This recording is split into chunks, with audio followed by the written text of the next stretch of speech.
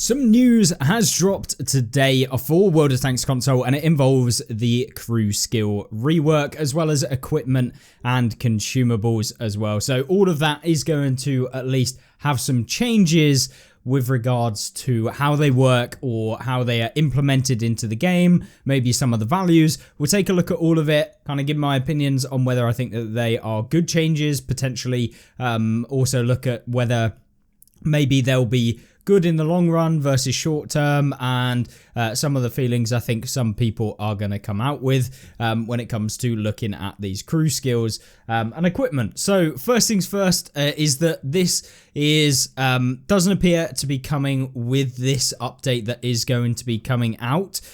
So as you can see, the most recent entry in our 2025 roadmap mentions commander skills, and they're a work in progress effort. So I would assume that they are not going to actually be implemented with the update that comes next Tuesday when the new season is released, and we have some of the balance changes that were so-called going to be implemented on that new season.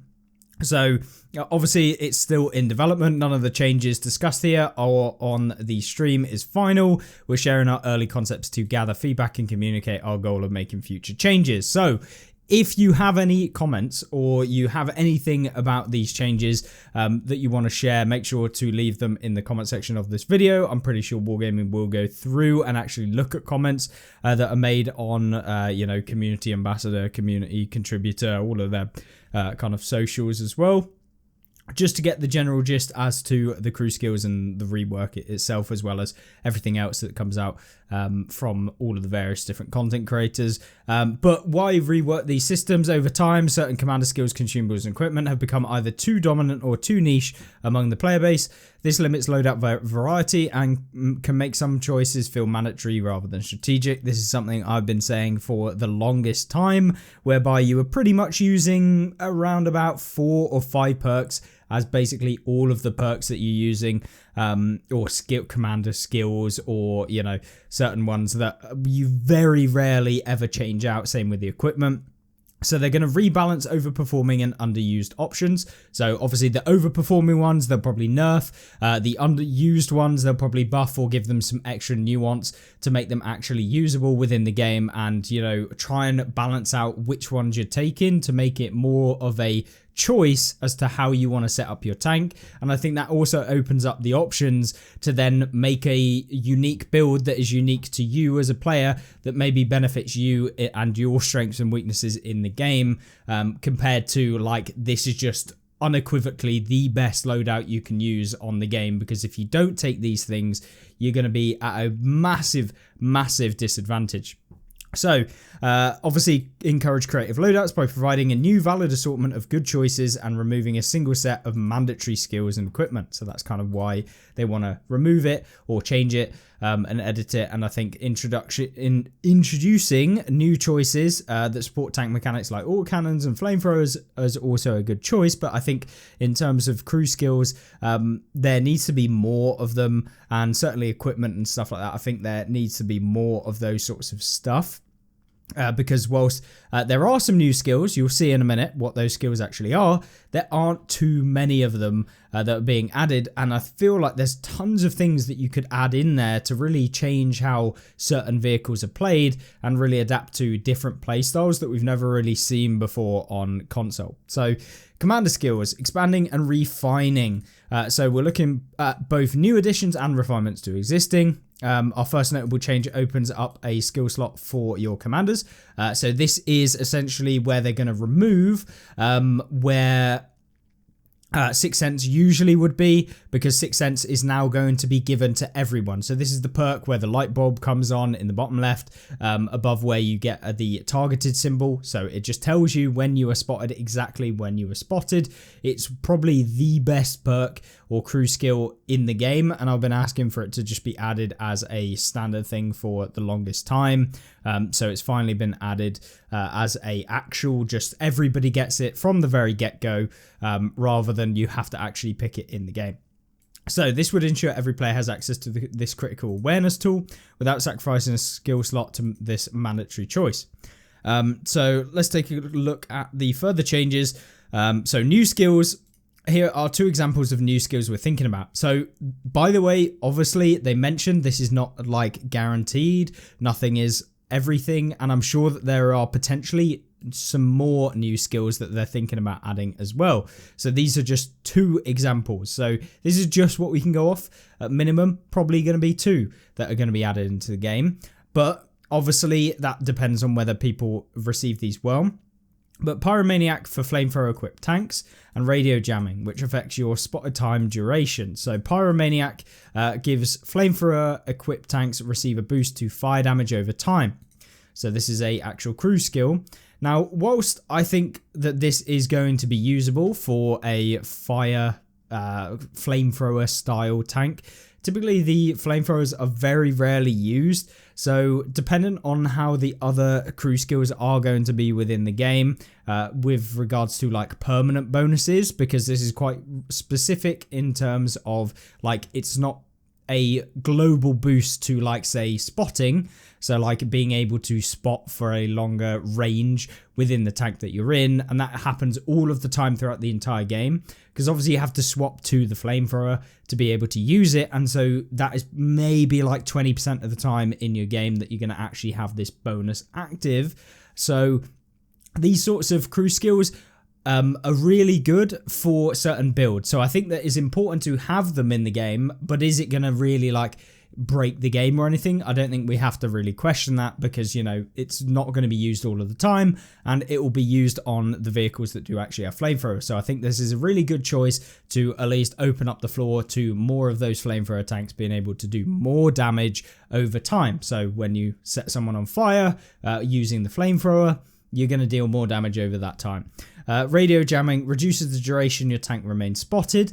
This is something that I think should be more specific and probably shouldn't be applied to all tanks. Like, you can't use it, for example, on heavy tanks, because one of the biggest problems, whilst heavy tanks are in a bad place right now, if you're trying to balance the game in terms of everything, you want to make sure that the tanks that are supposed to be doing the spotting work, so for example light tanks, this would be a really good crew skill to actually have as like a one that only light tanks, or for example light tanks and mediums could use, because obviously they're trying to remove this bias towards tank destroyers that are going on right now, because they are just outrageously good compared to some of the other things, and we'll get into that because they have made some massive changes to how TDs are going to work. But I want to do a specific video on that as to what I think is going to happen to TDs, why the end of the era of high alpha TDs might actually be coming to an end, and so yeah, we'll get into a video specifically on that, so stay tuned on the channel for it.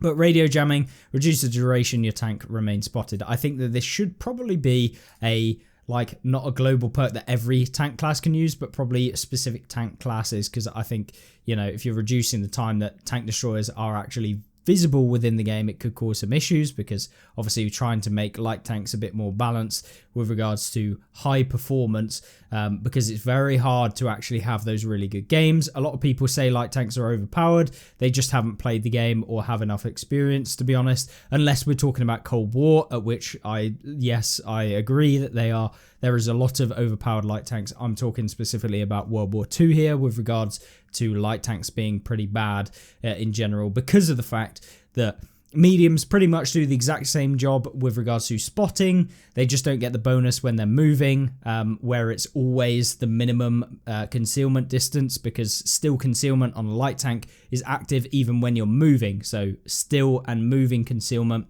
is different depending on the tank class you play. If you're in a heavy tank, it's always the maximum. If you're playing in a medium tank, it will bloom outwards, and so you get spotted if you move, potentially if they're in that region between where your still concealment is small and where it blooms out when you move. If they are in that region where it expands to, you can get spotted when you move.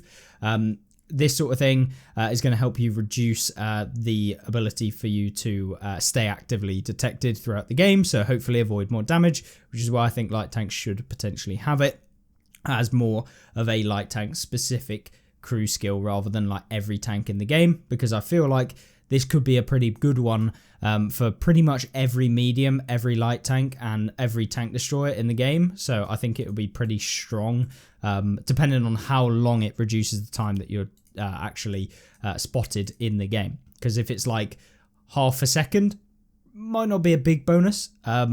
If it's like 1 or 2 seconds reduced, that's a big bonus. So yeah, I think it depends. Maybe they make it performance based with regards to making medium tanks. Maybe it reduces it by 1 second. Light tanks reduces it by 2 seconds. Tank destroyers, half a second. Heavy tanks, not at all. Or like half a second as well. That sort of thing. You know, those values that I've just pulled out my backside, but you know, you could adjust it dependent. But I think that would be a nice change, because then it, you know, should I use this? Is it going to be better to use something else? You know what I mean? It creates that like thought process as to when you're playing a tank versus just like, oh, I slap this on because it's just the best. Rework skills. So off-road driving is an example of a skill we're looking to rework. Currently, it provides a significant boost to handling on soft terrain, but we want to simplify and rebalance it. The proposed change would offer a flat 7.5% handling bonus across all terrain types. Currently, it's 15% increase on soft, 7.5% increase on moderately soft terrain. So essentially what they're doing is just making it a flat 7.5% across all terrain types. So regardless, and that means you won't get as big of a bonuses on soft terrain, but you get it on all of the terrain types. So 7.5%. That's nice. Means that, like, you know, the tanks that are supposed to be slower won't get as much of a benefit from this. And so you should see tanks slowing down on those soft terrains versus like, you know, when you're on moderately soft terrain where there won't be any changes. We're also consolidating overlapping skills. A good example is a merge of Adrenaline Rush and Last Stand into a single skill that boosts both reload speed and commander effectiveness when your tank is under 10% HP. This is something that is actually really good in my opinion, because this is something that, you know, because previously they were just not quite good enough as singular items. It meant that, like, you know, Adrenaline Rush, okay, it's okay because it boosts reload when you're under 10%, but how often do you actually get under 10% of your health? Maybe you never really get there because maybe you're playing a tier 6 and everything 2-shots you or 3-shots you, and you never really get into that range of 10%. So it's more effective in like tier 10 vehicles, for example, because you have more health and things do proportionally less damage. So you may reach that 10%, you know, 5%, 4%, blah, blah, blah, where that actually applies. But because it's not always effective, it means that, like, those bonuses, whilst they are good, very rarely actually get applied to your tank, which means why would you take something that is so specific when you could take something that is applied all of the time? And so that's why they never really got used. So adding both a reload and commander effectiveness might make this thing actually usable, but at the same time, it still is very specific in my opinion, and so these sorts of skills never, in my eyes, not really particularly very useful. But maybe you would take it because you don't have that many perks anymore, so it might be something you can just slap on as your 8th or 9th perk or crew skill, whatever you want to call them. Another is the combination of Deadeye and Iron Mace, which would enhance module damage and reduce penetration loss over distance. Another really good one. This could be very useful on tanks that get high penetration drop off, whilst also allowing you to do more module damage, which is always nice, which is fun in things like, for example, the KV2, which, you know, you've got a big caliber weapon, so doing more module damage means you have a higher chance at, you know, blowing up someone's ammo rack, taking the track off, you know, damaging a turret or whatever. So it makes it a bit more interesting because those high derpy weapons can definitely be way more effective in the game. So really interesting with that one, and that's with the goal of streamlining the offensive capabilities of these skills into one. So I think that is really good. I think that this is something that has been needed for a while. I really like this idea. I definitely think that both of these are very much a good change. They're not going to be overpowered or anything like this. In my eyes, I don't see anything wrong with these. So yeah, it'll be interesting to try these out when they actually come in and try out some new builds. Now, this is the biggest thing, and I cannot wait. Removed skills. Some skills are being removed as they are currently mandatory. So pretty much every single tank, regardless of whether you're playing light tank, medium, heavy, tank destroyer, artillery, all of the tanks, and pretty much every single person playing the game that does have a crew skill has steady aim and rapid loading. Now these are being removed, at least according to this preliminary thing the Wargaming have published. Now, as they say, it's not final, but it looks like these may actually be removed, and that's just so that it opens up the choice for a lot of other things. I think that this is actually another really good thing because it now starts to differentiate vehicles, because what we've seen recently, and probably you've seen, is the predominant TD gameplay, which is that pretty much every tank destroyer that has high alpha has been overperforming compared to what they used to do, which is because of the fact that they are getting a flat 10% increase to accuracy just straight off the bat. It is pure accuracy as well, so it's just, you know, whether you're moving the turret, whether you're actually stationary, whether you're moving, 10% increase to accuracy. So the overall bloom size goes down, so it is more accurate.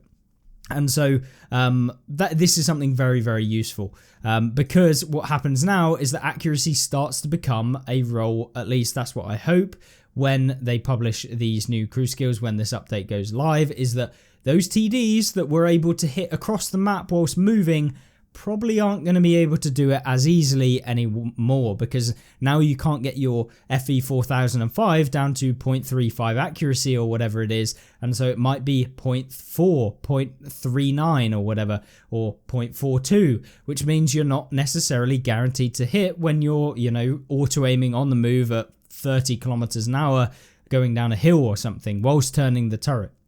This is probably one of the biggest things that has been really ruining the gameplay experience, I think, for a lot of players, and they don't necessarily realize it, is that accuracy has been so good for so long. It means that choosing a tank that has lower alpha is basically worse, because you don't get any negatives really by going for higher alpha, and typically the DPM is the exact same as going with a higher alpha versus a lower alpha, which basically means that the only difference normally would be the accuracy, but because accuracy was so good, you never really missed anyway, so you were just sacrificing like 30% of your alpha damage by going with a lower alpha damage weapon, whereas now, with these changes, the 10%, it is going to affect both classes, but now you actually have some impetus to actually go and use a tank that has slightly better accuracy. Also means that heavy tanks are going to have a better time, because people aren't going to be able to aim as easily at all of the weak points,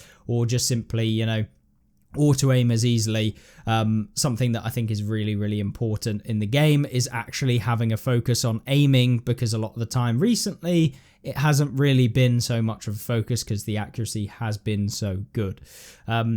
Rapid loading, obviously this is going to actually differentiate the DPM of vehicles, because for example, if every vehicle has a bonus of 10% to its DPM, it basically means that you are dealing more damage to everything. Everyone is dealing more damage because everyone is using rapid loading. If you have, you know, any good sense of how the game actually plays and have more than like 3 or 4 commander skills on your commander, because it is so important. 10% increase to reload, basically.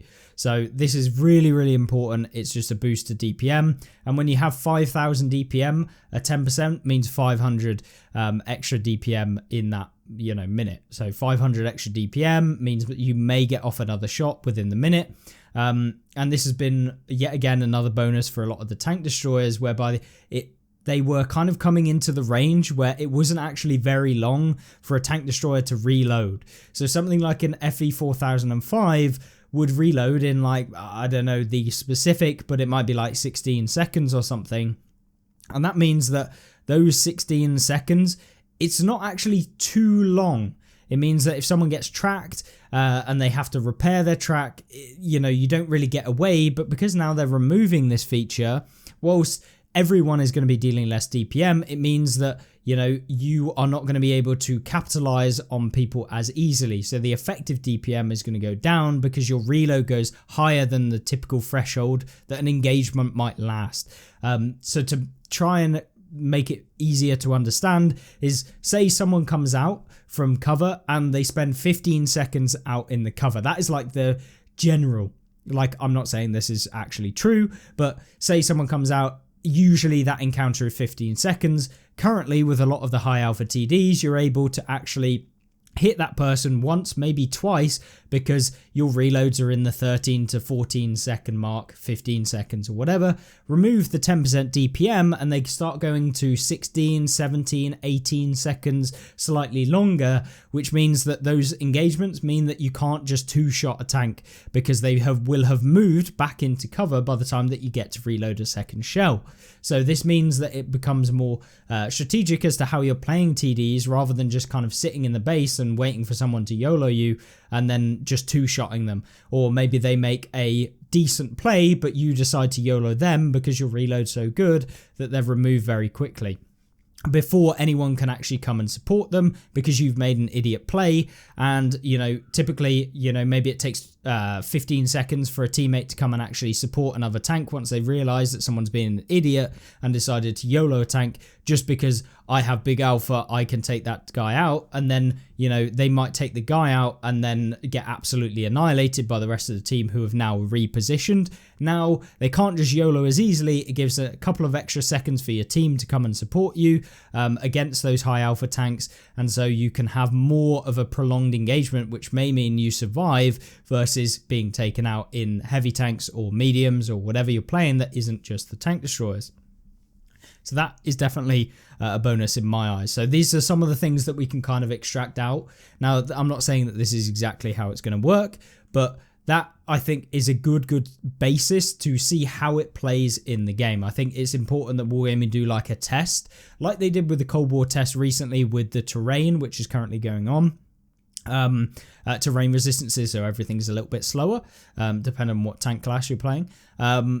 Is that now I think they should do like a 1 week test where they remove steady aim from the game, or do something like that to see, or just give like a global 10% nerf to accuracy to counteract steady aim, if that makes sense, and see how it actually plays, how it actually performs in the game. Are we seeing battles increase in their time or not? And just generally get a good feel for it over like a week or 2 weeks or maybe even a month, just to see how it actually plays, and then make a good, like, informed decision, rather than just going, here you go, this is what we've done, bam, there you go. Now, it might be worse than what it was before, because, there are some unexpected things. Maybe what I'm saying isn't actually how it will play out, and it somehow makes TDs even better than they were. I would very much think that wouldn't be the case. But at the same time, maybe that is the case, and then they can readjust again. So yeah, equipment, new tools and smarter tweaks. So on the equipment side, we're introducing new options to support player choice and different mechanics. Additionally, we're planning to bring a familiar feature back to all tanks permanently, enhanced target info. So enhanced target info, currently a 4th slot, and is given to everyone as standard on their vehicles, but can be removed, and you can put on 4 equipment slots, blah, blah, blah. This is, in my eyes, to be honest, a very vital like perk or equipment, like, because of the fact that if you are trying to do like excellent gameplay, especially towards the end of games where maybe people are hiding behind bushes, can be the difference between tracking and penning versus bouncing off the armor of something, because you cannot actually physically see their outline of their vehicle when they're behind a bush. And whilst you might be able to realize what the tank actually is and kind of try your best to hit where you think that they're going to be, you still can't see. So like, it's much better and is usable all of the time throughout the entire game, which is pretty much mandatory in my case, especially if you're a newer player. It is very important. Some people are saying that on heavy tanks it's less important, and whilst I do think that is the case, similarly you have a lot of opportunities where mediums are hiding in bushes or behind rubble, or you can't quite see exactly where the tank is, and it just makes the difference between spending 3 seconds looking to find out exactly where the tank is, at which point you might have got hit, versus the like half a second it takes you to actually aim at where you need to aim, get the pen and hide back behind cover, avoiding any damage at all. It's really important. All of those sort of things, similar to Sixth Sense, are very vital in the game. And it's the tactical like thought process that goes through all of these things that is the big benefit, and why I think a lot of people just don't realize how influential some of these things can be in the game, because they apply all of the time, and you can learn a lot from various different things. Like having enhanced target info can actually tell you, oh, it's only his turret showing, so there's no point in actually fighting that tank. Whereas before, if you don't know that and you're just looking and you're firing constantly into a bush that you know someone's there, but you can't see the outline, and you're wondering why you're doing no damage, you're taking damage in return, like it's just not good in terms of the game. And you're going to end up wasting a lot of time, wasting a lot of hit points, and you're going to do worse overall, I think, for the vast majority of players. Can some people make it work? Absolutely. Do I think it's a valid strategy for doing well consistently across all of your games? Absolutely not.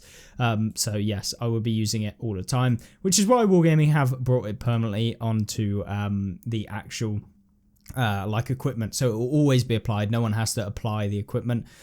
So yeah, really, really useful, that one. So previously available as a piece of equipment, this functionality will return as a default feature for all vehicles. This change ensures that all players benefit from improved targeting clarity without needing to equip or unlock anything extra. This also means that all vehicles will have their 4th equipment slot freed up. So you can have 4 pieces of equipment now versus the 3 that are pretty much everyone is using.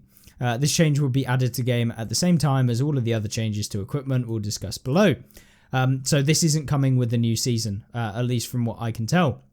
Improved gun cooling, for example, is designed to help autocannons that can overheat by increasing their overheat threshold, so you can fire for longer without it overheating. Decent for autocannons. Although I do think that autocannons in Cold War, for example, are in a very, very, very strong place right now. So giving them a perk to get even better could potentially lead to some issues, but at the same time, it's, yeah, I don't know. I'm not a Cold War main player. I play Cold War. I know generally the gist of what's going on, but people like Ricky will know a little bit more.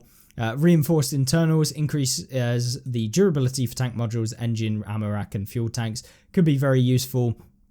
For example, in something like an FE215B, the tier 10 British Heavy, which has been just diabolically bad for getting ammo racked and set on fire constantly because the engine's in the front of the vehicle, and for a side scraping tank and a tank that is, you know, supposed to be a brawler with very high DPM, could be a real problem.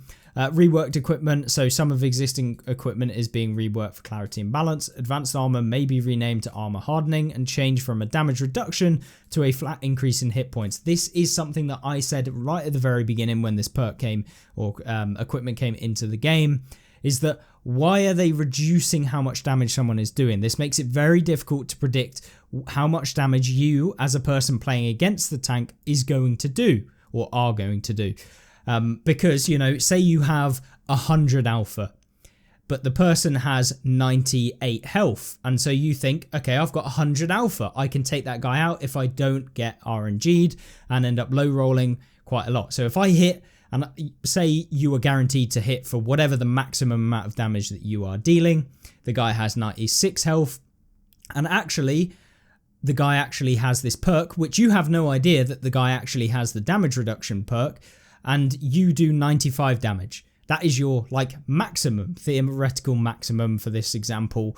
And so you cannot actually one-shot him, but you think that you can because you've actually used your brain, which is good in the game, and thought, okay, I should actually one-shot this guy. And then you don't one-shot him, and you're like, oh, brilliant. I actually used my brain and got punished for it. Whereas if you actually just give them a flat increase, which effectively works the exact same with regards to how much damage the person is receiving without affecting the other player playing against you, because the other player playing against you should not be negatively disadvantaged because they have no idea whether you're using a perk or not. And so that is definitely a much better system. I don't see why they wouldn't just do that in the first place. It seemed like a very off thing. Seems like they were just trying to be different from what World of Tanks PC have, whereby you can increase your vehicle's hit points. that is what they have, that you can increase your vehicle's hit points, not just reduce how much damage you're dealing, because you don't want that system whereby it negatively impacts someone and they have no idea whether the person's using a crew skill or not that's going to reduce how much damage they're going to be dealing. So at least now, hopefully, when this comes in, if it comes in, that now you'll be able to do exactly what your alpha damage is actually saying versus having to predict whether you think someone has taken a crew skill or not. Advanced gun laying drive is also being tuned down slightly, with its aiming speed bonus reduced from 12% to 10% to better align with other accuracy enhancing options. So essentially they're just making this slightly worse, so you're not going to be aiming as quickly, meaning that TDs are going to be affected the most, or at least high alpha vehicles, I should really say, because every vehicle will be affected by it if you use enhanced or advanced gun laying drive. Whilst I never use this piece of equipment unless I'm playing in artillery, because they're freeing up a 4th slot of equipment in the new changes, supposedly, this may actually become an option on something like a tank destroyer to try and deal with the less accuracy that you're going to have from the steady aim crew skill, and so you might put this piece of equipment on to actually use it to increase your accuracy. But typically advanced gun laying drive is just way worse than vertical stabilizer in the game, so yeah, I wouldn't ever really use this over using vertical stabilizer if you have the option to use vertical stabilizer. We're also consolidating equipment where it makes sense. The proposed reinforced internals is a great example, combining 3 separate durability items into one, which frees up slots and simplifies choices. Absolutely don't see why they had increased engine module, increased ammo rack, etc. It just wasn't enough as a singular item that is going to be like used throughout all of your games that you're playing. Like it's just not enough of a bonus to warrant using something else over. So yeah. Consumables, small changes, big impact. So while consumables will see fewer changes, the tweaks will be considered. Could still have meaningful gameplay impacts. So this one, really not a huge amount that I think is actually needed. The enhanced fire suppressor may be renamed to automatic fire suppressor and updated to instantly extinguish fires, while also reducing the chance of internal fires by 25%. So, I mean, useful, I guess. Whole patch kits are also being reviewed. We may update this mechanic to make the healing slower while moving, which I think would be good. Then interrupted, because that would like somewhat make sense, because if you're like stationary, your crew could hop out and repair faster than if you're actually trying to repair it whilst moving. I mean, that's probably not even possible in real life, but at the same time, I think it makes somewhat sense to reduce the healing when you're actually moving. Then interrupted entirely if the tank takes damage. I think that's very, very good. I think that like you shouldn't really be able to just heal whilst you're being attacked at the same time. So yeah, this adds a layer of tactical decision making, when to use and where to use the consumable. I think that's a good idea. The more kind of thought processes you have to add into the game, the more people are going to have to think, the more people are going to be pushed to actually think in the game, which means better gameplay decisions, hopefully over a period of time, which, the easier you make the game, the less like rewarding it is when you do well as both a experienced or a newer player. Like, if it's made just to spoon feed you how to do everything or to do everything as easily as possible, there's no friction, which means you don't kind of get that incentive to really try and get better or think about things in a different way. Smoke Screen receives an update as well. We're considering a change where instead of a passive bonus from a concealment boost, we'd like to implement this as a spotted detection time reduction. Makes sense. Essentially, the idea is instead of having your concealment boosted, your tank will become undetected sooner after being unspotted. This produces similar results when hiding in smoke without creating an issue where various factors are combining in a way that's undesirable. So, the TDs that like Weasel ones or whatever that are rolling around like 50 meters from you because they have all of the possible concealment bonuses that are applied through the perks, the equipment, and then they've got the consumable which then also boosts their concealment, meaning that you're having ridiculous concealment values. So yeah, that would be nice. Roll up philosophy, respecting your time. So this is kind of Wargaming stating what they're doing and answering some of the questions that you guys might be having if you've watched this or you've read this, is that no full reset. So your current skills and equipment stay equipped currently.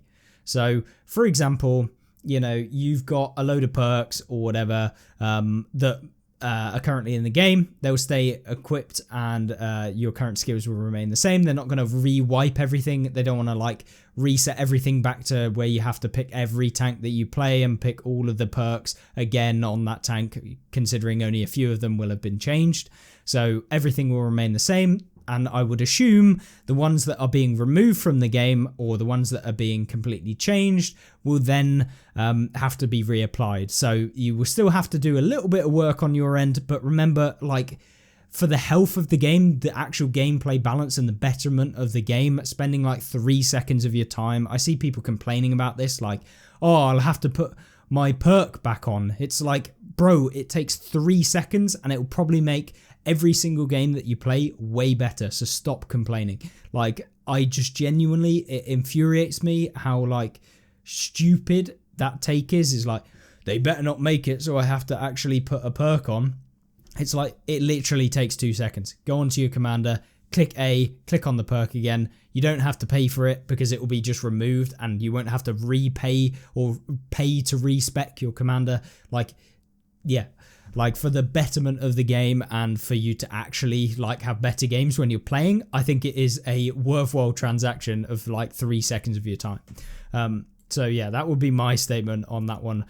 So if I see anyone complaining about the fact they're going to have to put one skill back on their crews, like genuinely, oh, I don't know. I know someone's going to be there just to literally do exactly that because, yeah, they're just being a memer. But either way, yeah, just think about the big picture. You're going to have way better time when they do this sort of stuff. Hopefully, that's the intention anyway.